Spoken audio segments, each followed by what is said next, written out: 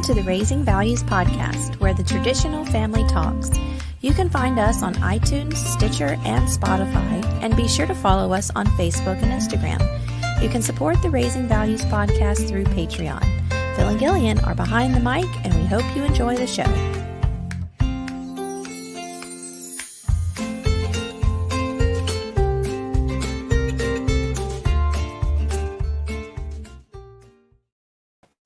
Good morning and welcome back to Raising Values. I apologize in advance for us doing this early at 9 a.m. instead of 10 a.m. But, you know, we have some competing obligations this weekend that we're trying to get to.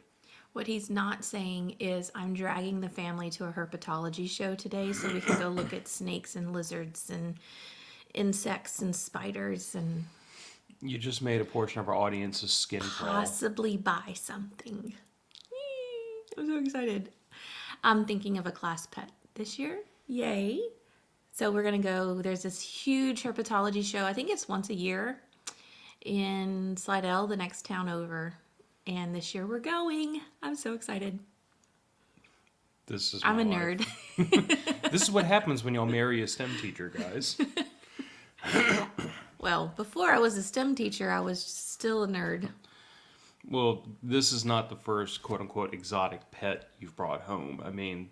It's true. There's the story that we tell occasionally of when we went to your sister's wedding with an alligator in an ice chest in the backseat of your car. Yeah. I don't remember what hurricane that was, but I was working for Audubon in New Orleans, and it was my turn to take the classroom pets. They weren't pets. I shouldn't say pets. To take the classroom animals. And so I loaded up my back seat with an ice chest that had an alligator in it. And I had Madagascar hissing cockroaches. I had katydids from Malaysia. I think Malaysian Malaysia or katydids. Indonesia, I forget which. I think that was Malaysia. It was a dragon-headed katydid. A dragon-headed katydid, yeah. Because it was trying to scare me you, off. You keep saying that, and that's not what... That is my version of the facts. That is my lived experience. He kept calling for... Or he or she, I don't know. I can't remember. I think it was a he. You said it was a he. Kept calling for a mate, like katydids do. And Phil got threatened. But guys, this thing, and for the listeners, I'm holding up my fingers, and this is not a fish story. It was probably 5 or 6 inches, maybe 7. It's huge. They're big. They're one of the loudest creatures on Earth. Anyway. And this is like the same evening that the Madagascar hissing cockroaches were trying to make little bitty baby cockroaches in my living room. Cockroaches make babies all the time. But, I mean, I could go into a whole creature feature with you. This is my life. On this episode, but I won't. But that is why we are early this morning. That'd sidebar, that'd probably make a funny episode to talk about, like, the weird experiences we've had being your spouses. Because, like... That would be fun. We both... Neither one of us is, I would say, like, neither one of us is average, put it that way. We both kind of have our experiences and our interests that makes us an interesting person to be married to. Yeah. Bless you. Excuse me. Sorry. But this episode is aptly named How to Cope. I guess we start off with, why do we cope? What is cope? Cope, by the way, is turned into like the hashtag of the moment whenever somebody's trying to explain away something that upsets them and why it should upset everybody else, and people usually react cope. In other words, like, get over yourself. Mm-hmm. But like, that literally is... kind of, I guess, why do we cope? So first, I think we have to say, like, these episodes kind of continue to build upon themselves recently because, excuse me, I don't know why all of a sudden I just have to sneeze. They're building on themselves because myself and family continue to go through things. Like, the last 2 weeks have been pretty crappy, and they've been really hard. And what else can I say? I mean, yeah, they've just been really hard. And I know I've said on past episodes, you know, I was not taught how to cope. I did not learn that. And as an adult, it's really hard to learn. At least for me, it's been really hard to learn how to cope with things.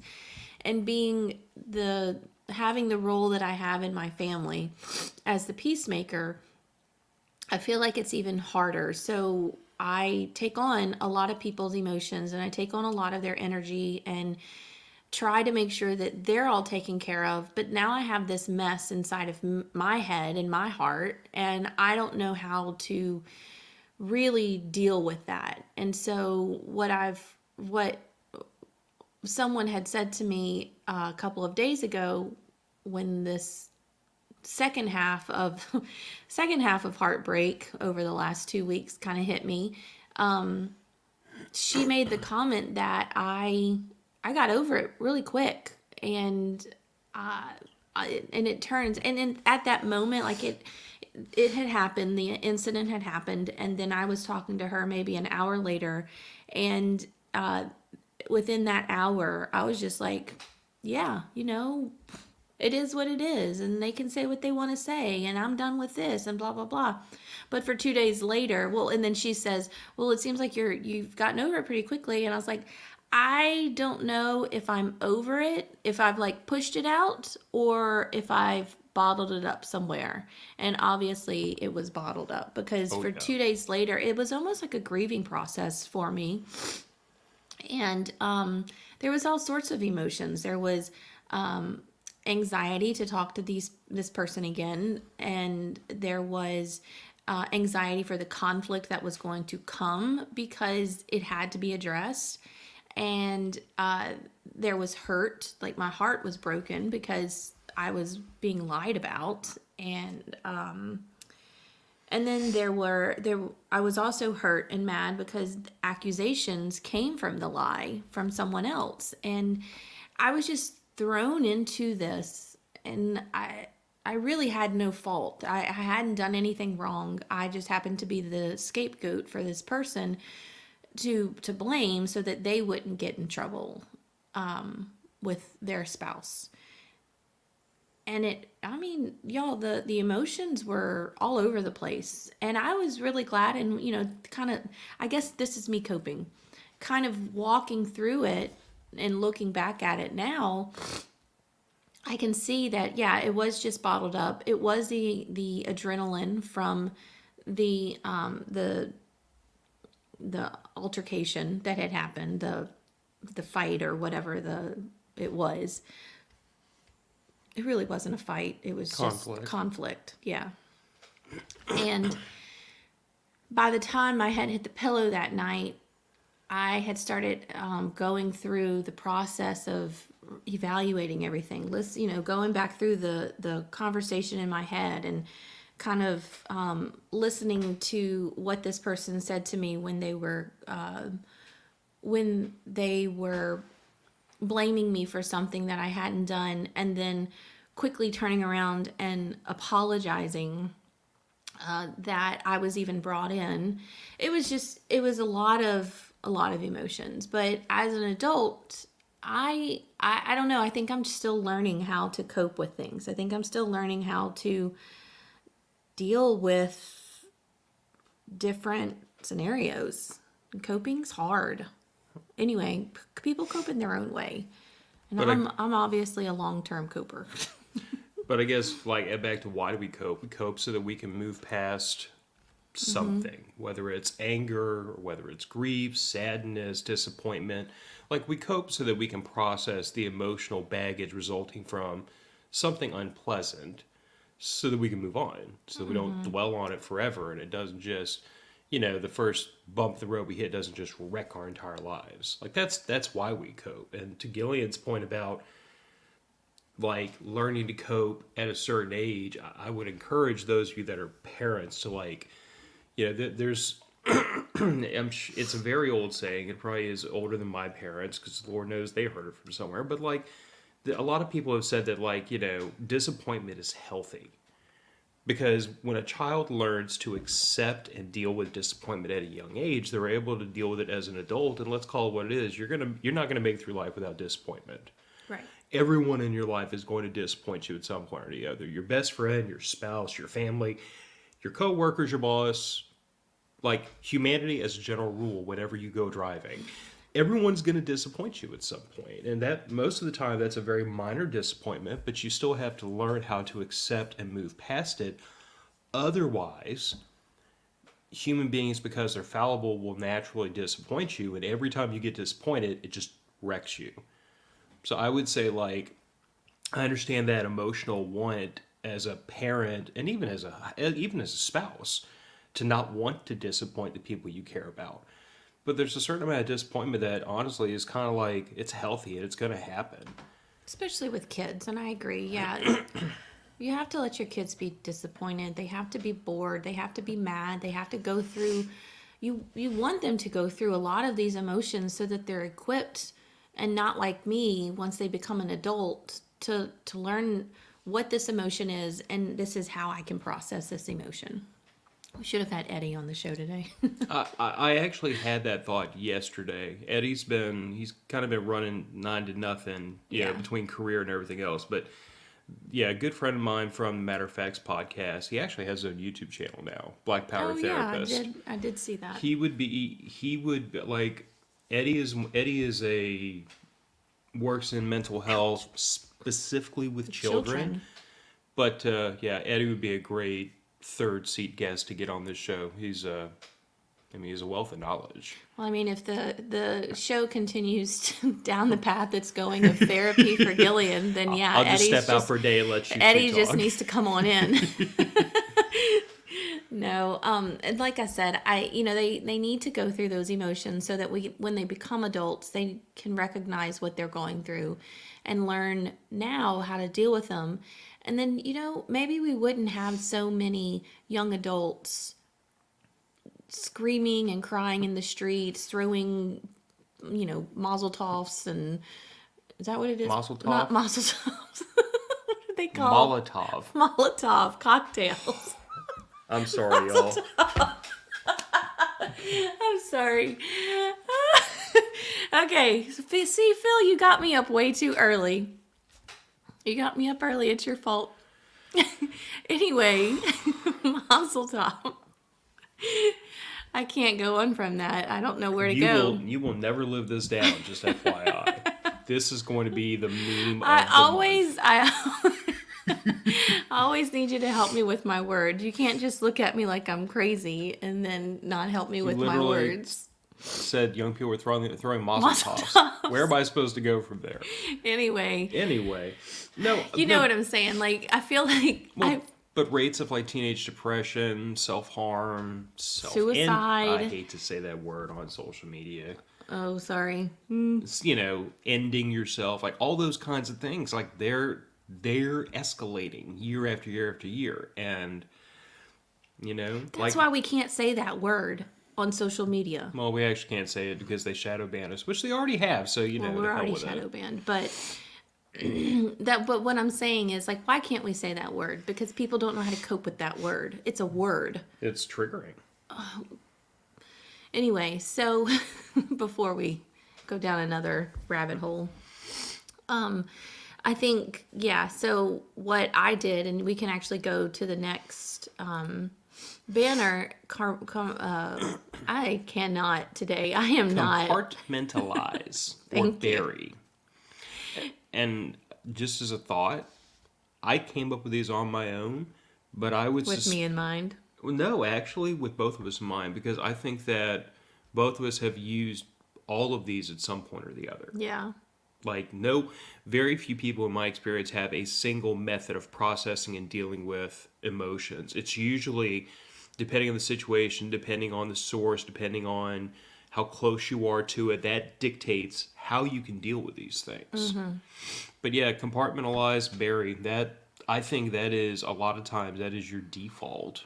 Especially, and it's, to be fair, it's my default too when you're in the moment. Like, if you're in close proximity to the source of your aggravation, that's usually not a good opportunity to, like, yell it out or anything, because people get sent to human resources for that. So, like, sometimes, our default, our most basic, our instinct is, I have to put this in a little box and then shut the lid until I can deal with you later. But I cannot deal with you right now. I have to be an adult. See, I don't know. Sometimes for me, it's I'm gonna put this in a little box so I don't have to deal with you. That's the burying part. Yeah. So, and I do that, but a lot.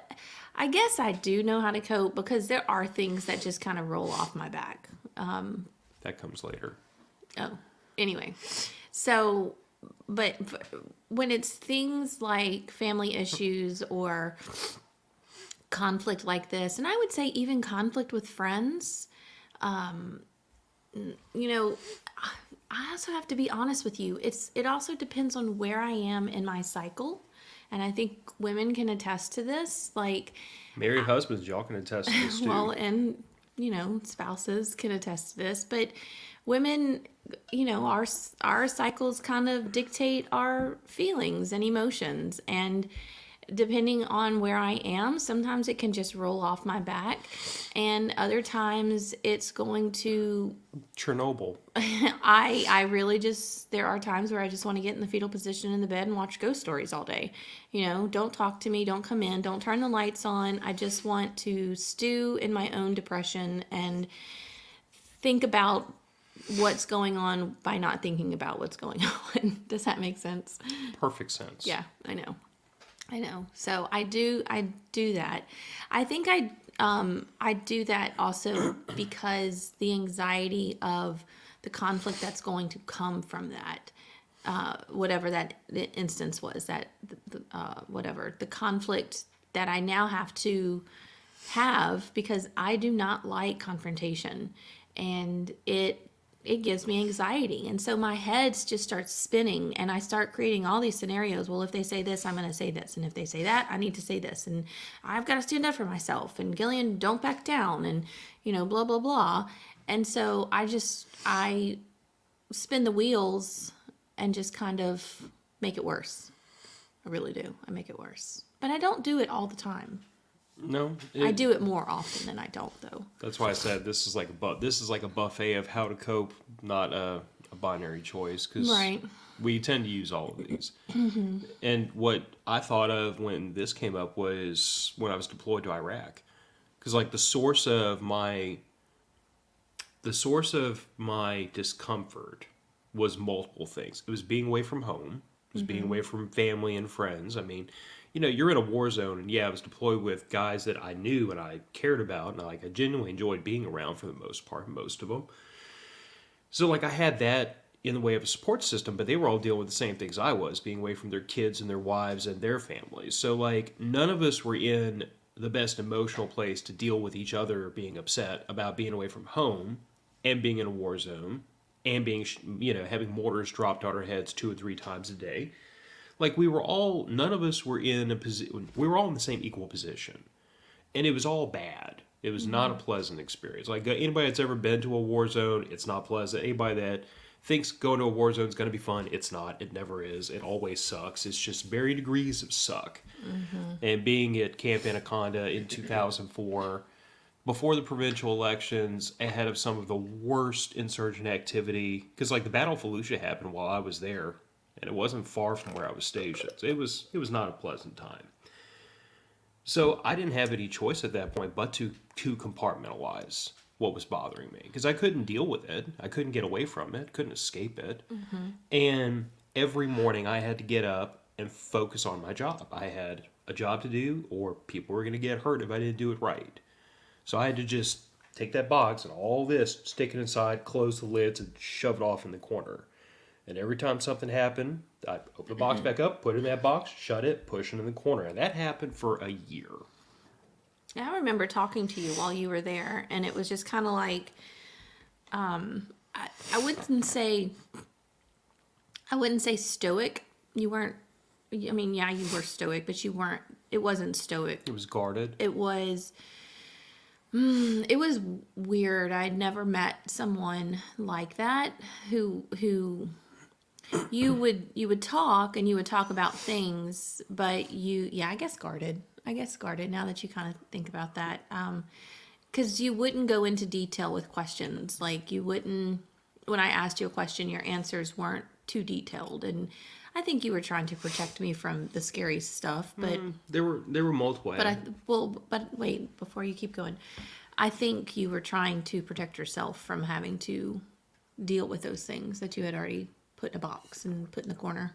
I mean, there were multiple aspects to that, and yeah, part of it was me trying to protect you, and part of it was I didn't want to open the box back up when I was in the middle of dealing with it. And part of it from like a purely military perspective was operational security. Like we were talking on a non-secured line. I couldn't go into a lot of details about what was going on. Like I couldn't tell you that, oh yeah, we had a rocket go right through the chow hole yesterday. I can't give that out because if that manages to circle back to the guy that shot the rocket, he's like, oh, I know where to point that thing next time. I mean, it's literally the reason. But yeah, a lot of it was because like in the moment when I'm over there, the last thing I want to do is tell people back over here like how close we came to getting hurt, how many times. Because it happened. It happened. I mean, you don't get munitions dropped on your head that often and not have a bunch of close calls. It's like the shotgun theory, If you shoot a shotgun to the side of a barn, you're going to hit with at least one pellet. So, but yeah, I mean, a lot of that was I could not open that box up at that time. There was no way for me to process the worry and the anxiety and everything else that was going on. There was no way for me to process it in the middle of dealing with it and getting more heaped on me every day. So I just had to stick it in a box and shove it in the corner and then try to deal with it later. And right about the time I probably would have started dealing with it, Katrina happened. And that was, right. Open the box back up, put more stuff in the box, shut it, put it back in the corner. Let's just go back to another war zone. Right. Ooh, yeah, that was one. But okay. But so this is all compartmentalizing or burying specifically is often spoken about kind of critically, like this is something to avoid. But I push back against that ever so slightly because I think there are times when you are in the moment when you have to compartmentalize things. If you have a task that is life or death, you don't get to have an emotional breakdown right now. You have to suck it up and move past it. Yeah. And some of that comes from my perspective having been, a former soldier, in that that's trained into us at a very, well, in my case when I was 17 years old, that's trained into us at a very young age. Like you will learn to shut off your emotions and do your job.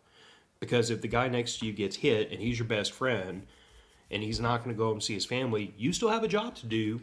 Or everybody else is going to not see their family either.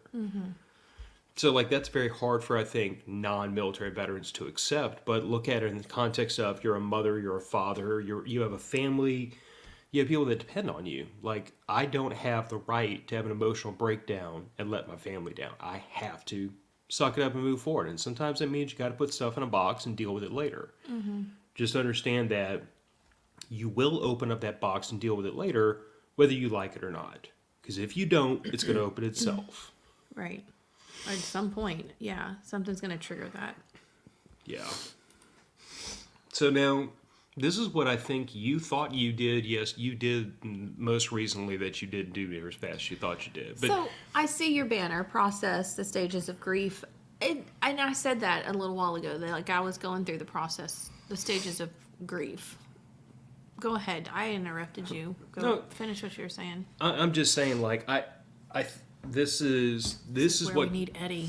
This is what comes on the backside of, compartmentalizing is, or you might skip compartmentalize and go straight into this. It just depends on your situation and how you deal with it. But you are going to have to process the emotions, the depression, the anxiety, the hurt, the upset, whatever it is, you're going to have to process and work through it.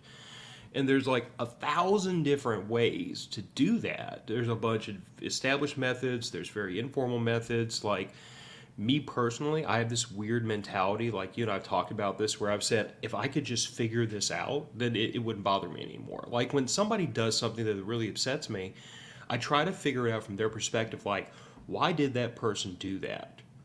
And if I can figure out, like, I don't have to agree with it, but if I can figure out they went from here to here to here to here, and that's how we got to the point where they were doing this thing that bothered me so badly, I at least can rationalize it, and I can say, okay, the next time this happens, I know we're going to go bing, bing, bing, boom, bop, and they're going to try to hurt my feelings again. So now I've intellectually kind of figured out what the pattern is, and it's not going to bother me anymore because I'm going to see it coming. Yeah, I'm Definitely. Especially if you know this person for a very long time and you've learned the pattern quickly. Yeah. But the problem is when I deal with irrational behavior that there is no pattern to, that's when I do like I did the other day, where I start to cycle and I'm like, I cannot figure this out, and it's going to continue to bother me because I can't figure it out. I can't see the pattern. I can't see the logical progression. It's like the difference between when you're trying to pet a dog and the dog's giving you very clear indication it's scared of you, and you persist and it snaps at you. You know what? I kind of deserve that because that dog was telling me loud and clear it did not want to be messed with. It's totally different than when like you're walking through tall grass and a snake bites you out of nowhere. You Right. you never even had a warning or a Right. chance to have a warning. It was just a surprise attack. Yeah. So, doing a really, really quick search, stages of grief and stages of coping are the same. Hey, Garden Girl, we had to start an hour early because we have a lizard and reptile show to go to this morning. But the stages of grief and coping are the same thing. And I guess, yeah, grief is coping. Grief is coping through death or the loss of something. And so, yeah, I don't think I went through all the stages in the last 2 weeks. I just to kind of pull it up again really quick. The stages of grief are denial, anger, bargaining, depression, and acceptance. I don't think I did the bargaining. I definitely did I did a really quick spin of denial. When when the accusations started, I was like, did they really say that? Like, is that really that was really their defense, Well, was to blame me? and to that point, there was also a moment where you questioned if you had said something that had Oh, been I did. misconstrued that way. Like, I did, which yeah. I pushed back against pretty hard because I'm like, no, because like I've been in the room when you have specifically said doing this is not right. You shouldn't be doing this. Like there's no way to get to here from here over this. Mm-hmm. There's no way unless you just ignored what you didn't want to hear. That's true. Yeah. So, okay. So I did do denial. Anger was through the whole thing. I've yeah. been mad the whole time. And And let me tell anger you, came very quickly. and let me tell y'all something. Little Sicilian ladies, when they get angry, they get angry. Well, I was hurt. Did I do bargaining? Bargaining is the next. I didn't do bargaining. Maybe I did bargaining with myself with, I don't know. I didn't do bargaining. I don't think you did bargaining. I think you moved pretty fast to acceptance because, like, you've just. No, because I did do. Oh. I went into. I wouldn't say I was in a depression, but I mean I would. was.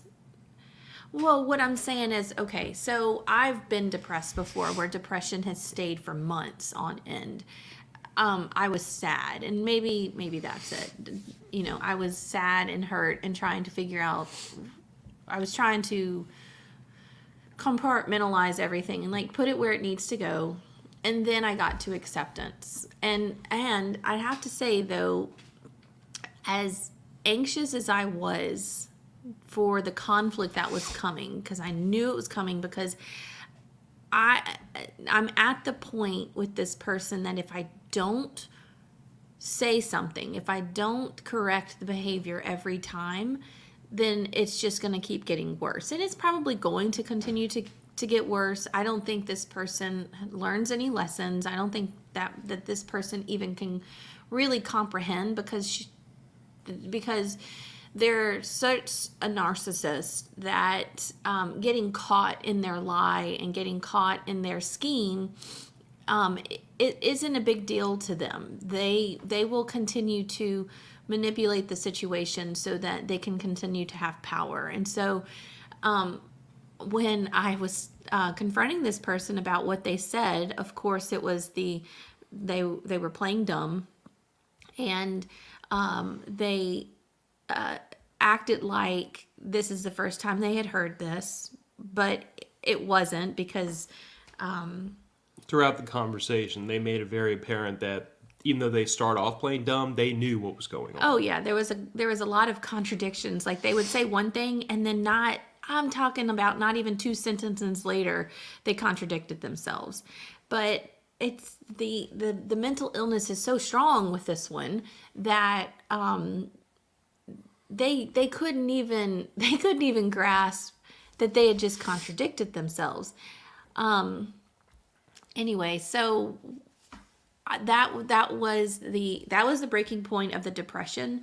And so I did the conflict, even though I was super anxious. It needed to happen. The things needed to be said, and I didn't lose my cool. I stayed calm, collected. Phil was in the room with me, and they were on speakerphone so that he could hear it. Because that's the other thing, guys. And this is what I continue to tell this person is I don't lie to my husband, and I don't keep secrets from my husband. I have kept maybe 2 secrets from him, and it's lasted about 5 hours, and it was always over something I bought. It was always over, I spent money on this today. And I am in a menage a trois with my wife on Amazon.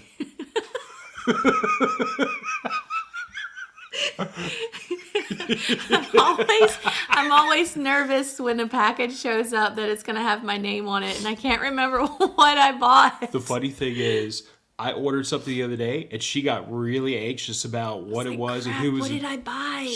I had ordered something, and I told her, and I think she thought I was just being sarcastic. Because sometimes I'll do that. Like an Amazon box will show up, and I'll grab it and I'll put it here on the dining room table or up on the island, so she can get to it whenever she gets to it. But like every now and then, she'll ask me like, "Hey, did that package up?" I'll be like, "No, I sent it back. I told Amazon you don't need any more." It's like I don't even know what it was. And he's like, "Well, it wasn't for you anyway." But anyway, I don't remember what I was saying, but you were saying that you have an unhealthy relationship with Amazon. No, you were saying that. Oh, Phil. Y'all really, if you're listening to this on Tuesday or after, you really got to get on the live shows if you can. The comments are always fun. But I was going through, that's what I was saying. Once I confronted this person and got through the conflict and the anxiety, I went straight to acceptance. And I was like, it was like a weight lifted off my shoulders, and I was done. We had an event coming up with this person, and they were hosting this event, and it was kind of funny because as soon as I started to confront this person about their actions and their lies and what they had done, the phone got really quiet, and the next thing that they said was, "Well, if you're not comfortable coming this weekend, you don't have to come. We completely understand. I can understand completely. Like, you don't have to come." And I was like, "Oh no, we're coming. We feel comfortable." And then I said, "It sounds like you don't feel comfortable having us there." I said, "Are you uninviting us now?" And their response was, "Oh, no." So I knew I had them. I was like, you are now going to have to face what you've done. But this was all part of my coping. This was all part of my stages of coping.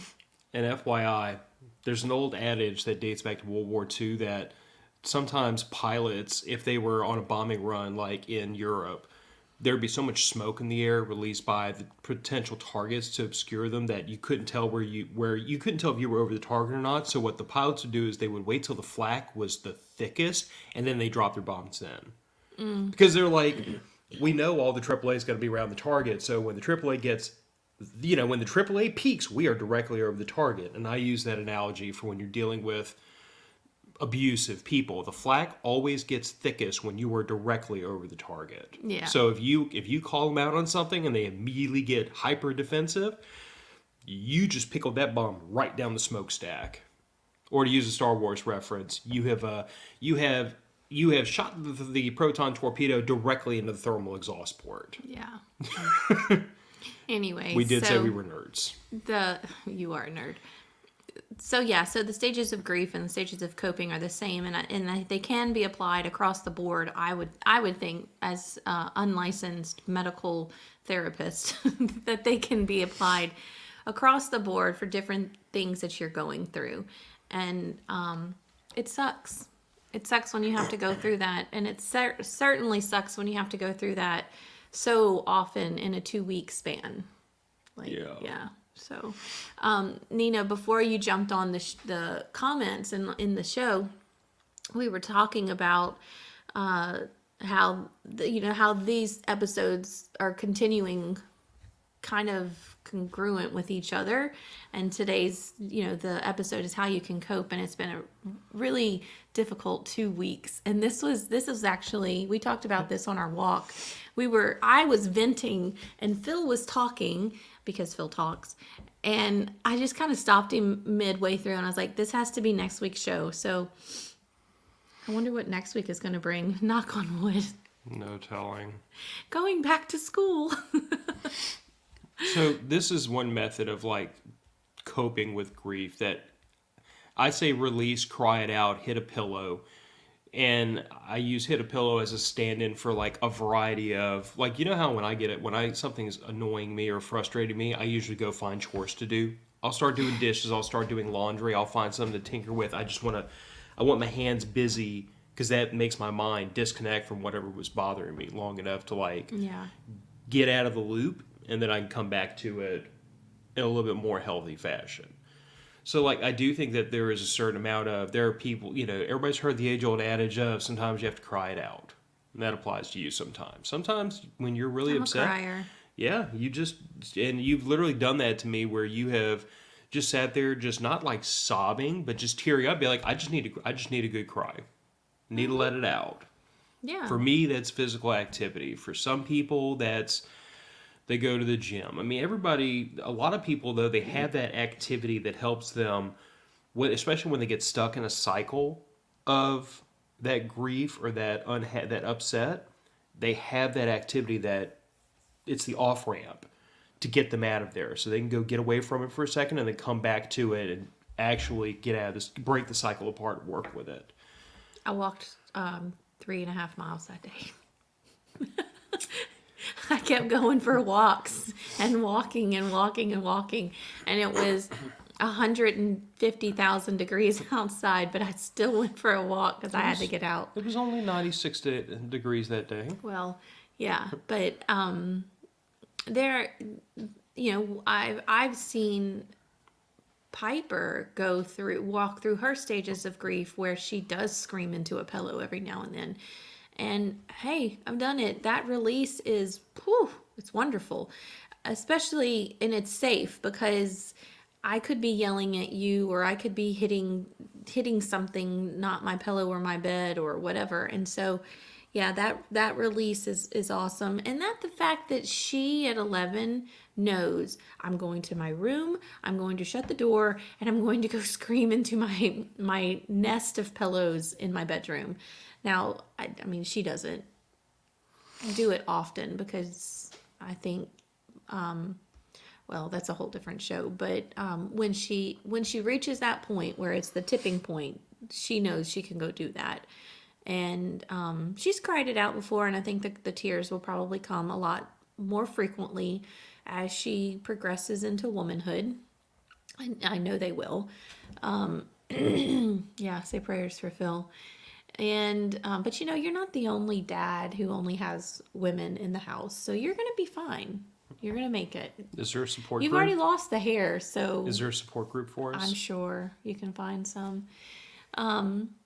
Yeah, so I think it's healthy for people to find healthy and safe ways to release that energy, that negative energy that they've kind of collected inside. Yeah, I don't know what else to say about that. That's it. Internalize or externalize, vent or keep it to yourself. I'm a venter. I have to talk through things. I have to get things out. I have to talk your ear off, and I have to talk your ear off about it probably 15 times. Because as I'm venting, as I'm talking it out, I am processing it. I'm answering my own questions. I'm redistributing those emotions in places that I'm redistributing those emotions into better places, if that makes sense. So like, as the conflict is happening or whatever, I am processing. You know what I think of? I think of the movie Men in Black, and I think it was the first one or the second one. It was the second one where they're working in the post office, and the alien is in the back with all the arms, and he's putting the mail in the slots really, really quick. And I think that's what we do as humans. We are quickly putting them into slots that they can go into, and then as we vent and as we talk through these things and the conflicts that we're having, that mail, those little things, are being taken out of those slots and put in different places, and that's healthy. I think, we put them away where they need to go for that time period, and then we can take them back out and reanalyze and then put them away properly. And I think that if we're doing that, if we're allowing ourselves to do that, we're coping. That is, the more and more we talk about this, the better I feel about myself. That I'm actually doing something right. And see, me, quite to the contrary, I internalize. Like when something is upsetting me, like, and you and I have had this conversation, not as much recently, but like especially when we were still figuring out how to be with each other 18 years ago. We didn't know who each other were near as well as we do now. But like when I was upset by something, it's pretty obvious. I become withdrawn. I become very quieter than usual. And like for me, I'm trying to do one of two things. Either I know it's a stupid thing to be upset about, and I am just like, just give me a minute, let me work it out in my own head and get over it, let go of it, because this is not something worth fighting about, and I know that. I just need a minute.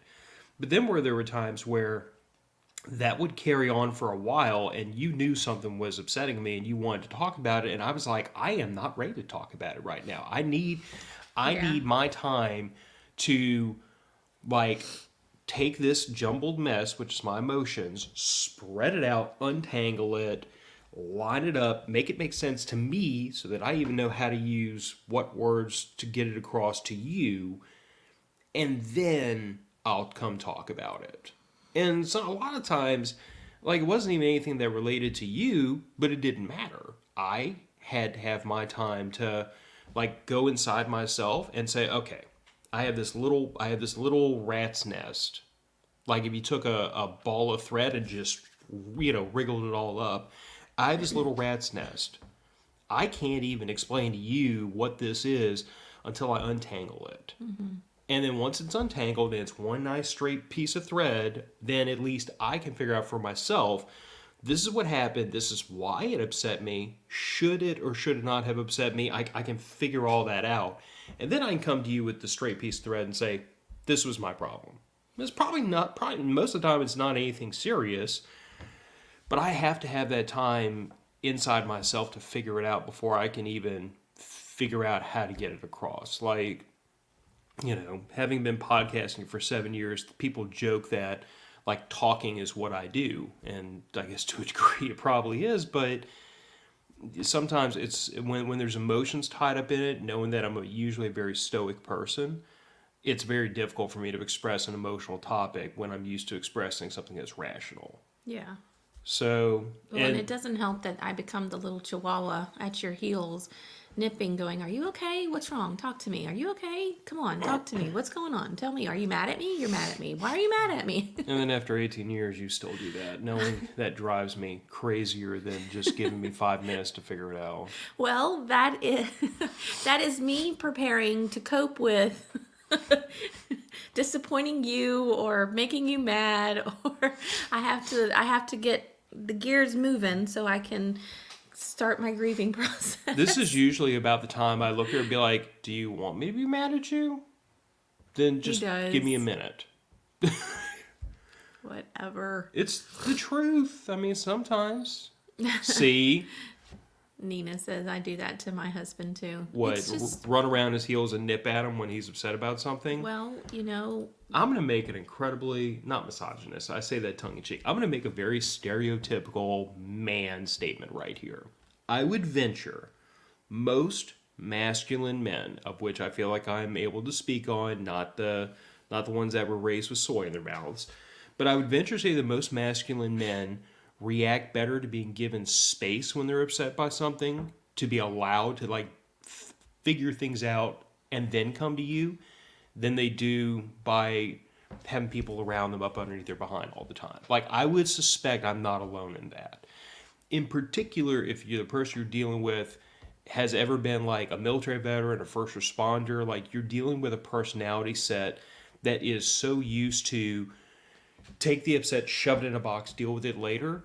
There is no coping mechanism baked into that personality to deal with those problems in the moment, because that has been actively trained out of us. Well, and to that, I think that for the most part, most women are such peacekeepers, and they want to make sure that they're helping people or that people are happy, that it's hard for us to see someone hurting and not go to them. This might also be a male-female dynamic difference, because it's been said that for the most part, women are much more social creatures on the averages than men are, which we certainly bear that out, and most people we know bear that out. So I don't feel like that's an unfair characterization.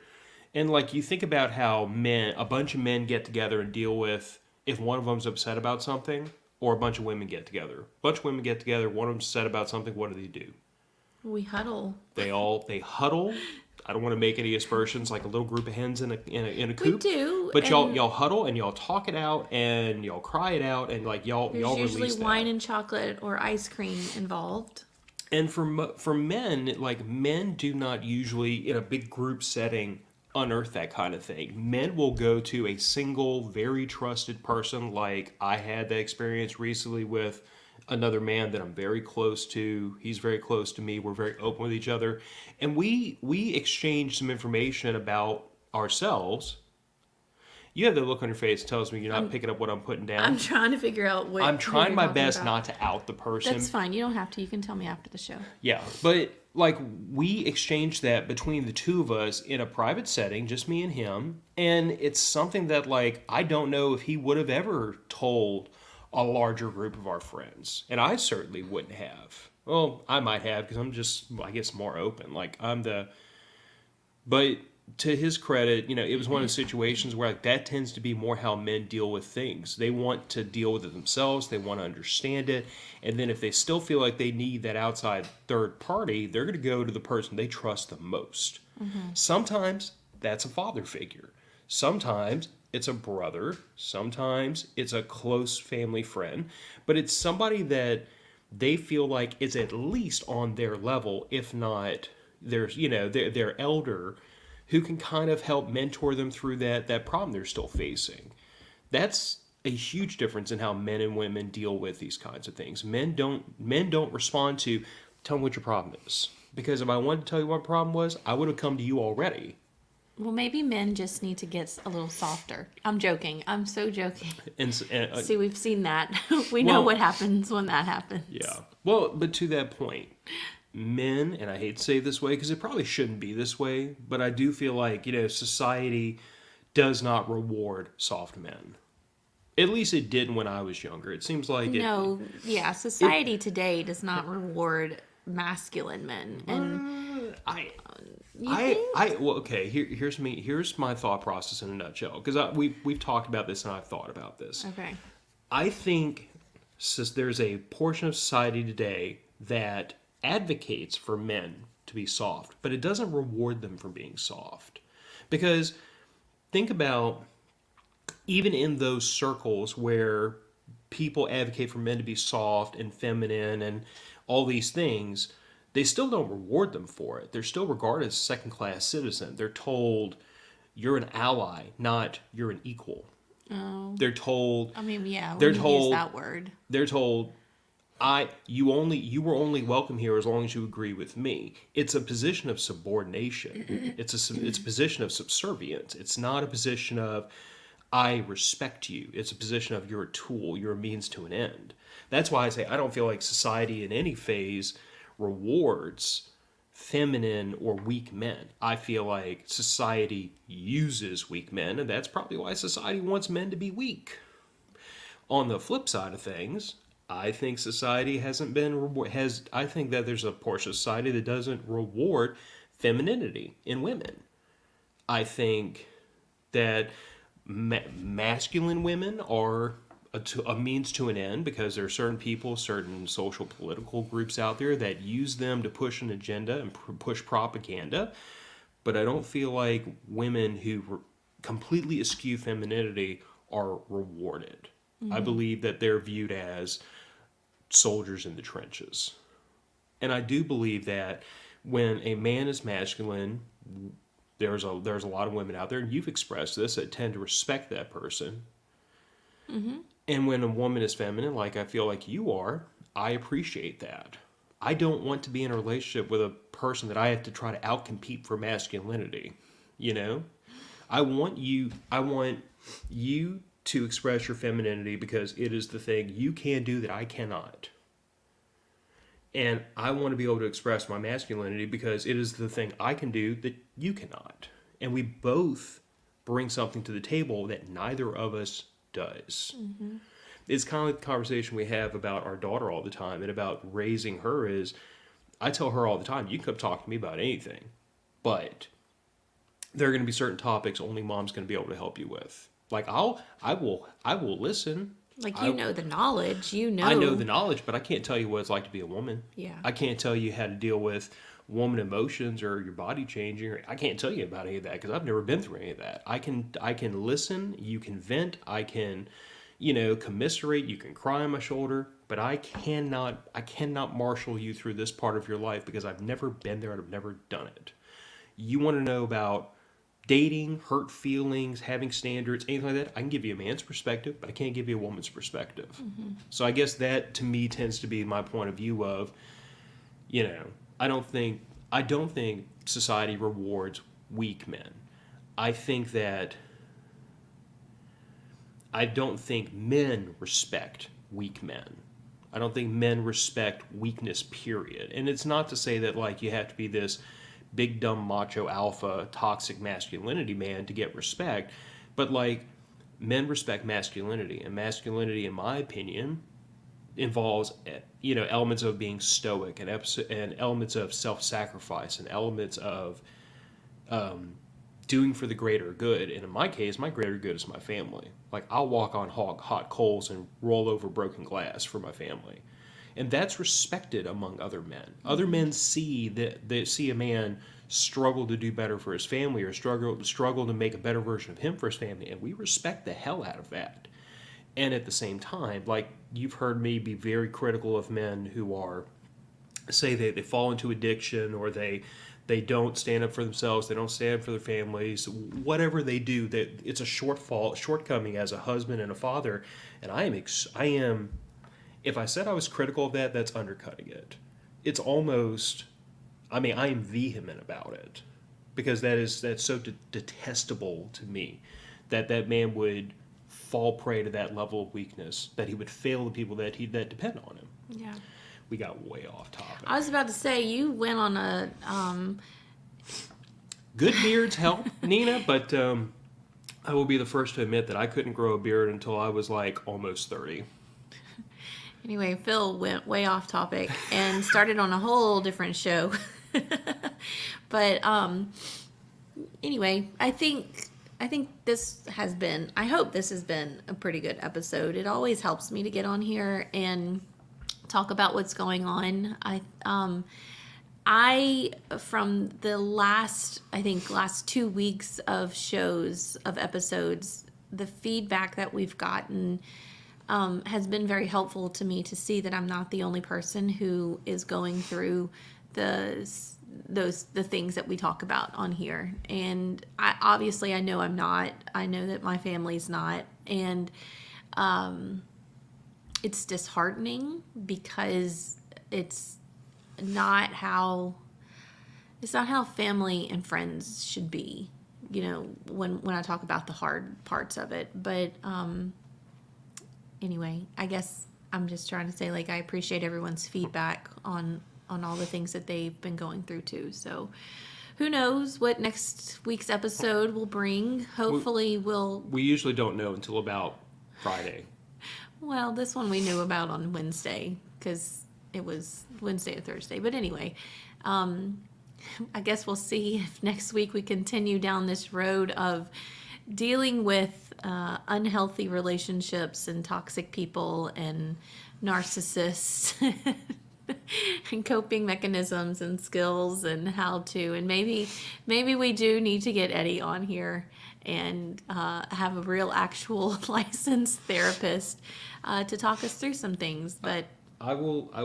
Well, I mean, you know how to get a hold of him as well as I do, and if we can work something out, I don't know if he'll be able to do it on a Sunday. He might. anyway, but we are going to cut this one at an hour. We're at 55 minutes now because we have some snakes and lizards and spiders to get to go see. Pray for Phil. I will not be spending all my money on class pets, but we're going to go see what that is all about. So, Mazel Tov. I swear to God, I'm cutting that out, and that's going on the Matter of Fact's feed as a meme. Don't make any Molotov cocktails anytime soon. Matter of fact, I'm going to do that before we leave to go to the herpetology show. Oh, I do want to sneak in here at the very end, even though this is raising values. You should do this because we are the same network. Yes. Go for it. That's why I put my logo everywhere. So, Matter of Fact's podcast, which is the other podcast that I run with a friend of mine, Andrew Bobo, recently got an invitation to come to Prepper Camp. This is their 10-year anniversary.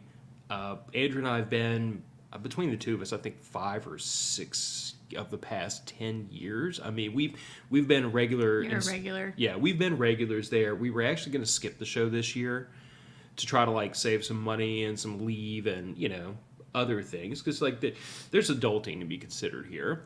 And then we got asked, could you please come?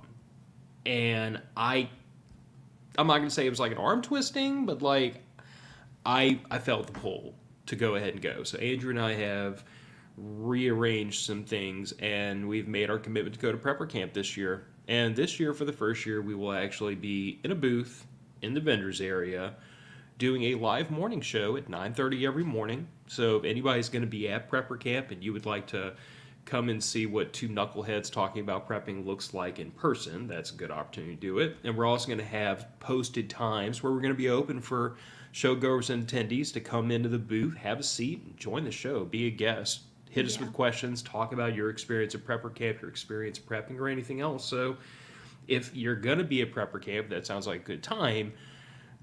I don't think will be hard to find. Yeah, and so from someone from my perspective, I've been 1 year. I'm really bummed that we can't make it this year. It's a lot of fun. Prepper Camp just sounds... It sounds like tinfoil hat central. It does. And there we do make fun of ourselves a lot with the tinfoil hats, especially at Prepper Camp. But if you're into gardening, survivalism, taking better care of yourself through planting or foraging or, things like that, those things are all available. I think we should always encourage you to go to their website, preppercamp.com. Tickets are still available. Not for much longer. And it's in beautiful Saluda, North Carolina. And if you can't go, it's a bummer. I'll share in your grief. But and go through the coping mechanisms of not going to Prepper Camp. But if you can't go, that morning show that Andrew and I are going to be doing every morning is going to get uploaded from the campsite, cell signals allowing. So the matter of facts, the audio feed is going to get those updates very quickly. It probably won't ever make it to Rumble or YouTube, just because it's going to be an audio only show. We just don't have the bandwidth to do video from the top of a mountain in the middle of the woods. As I say, you're surrounded by mountains, so it's going to be hard to get that feed up there. But anyway, check out preppercamp.com. It's in September. And if you go, just take a picture and send it to me. I'll be teaching. I can't go. So, all right. You'll be doing something important, though. It will be. All right, my friends, we will see you next week. If you're listening on audio, thank you very much. And we're going to the reptile show. Goodbye. Bye, y'all. Mazel tov.